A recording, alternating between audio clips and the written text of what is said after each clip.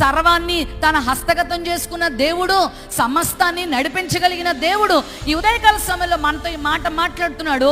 నీ ఎదుట నేను తలుపు తీసి ఉన్నాను, ఎవడు దానిని వేయనేరడు. చాలా మంది జీవితాల్లో తలుపులు మూసుకుపోయి ఉన్నాయి. చాలా మంది జీవితాల్లో అపవాది ద్వారాలు మూసేస్తున్నాడు. కొన్నిసార్లు దుఃఖముతో వారి జీవితాలు నింపేశాడు. కొన్నిసార్లు నిరాశతో, నిస్పృహలతో, ఒంటరితనంతో, మరి వేదనలతో, వ్యాధులతో, అపజయాలతో, సమస్యలతో, మరి ఎన్నోసార్లు ఎవరికి చెప్పుకోలేనని మానసికమైనటువంటి సంఘర్షణలతో అపవాది మూసేస్తే ఈరోజు ప్రభు మనకిస్తున్న గొప్ప వాగ్దానం ఏంటంటే, నేను వాటిని తెరవబోతున్నాను. హల్లెలూయా.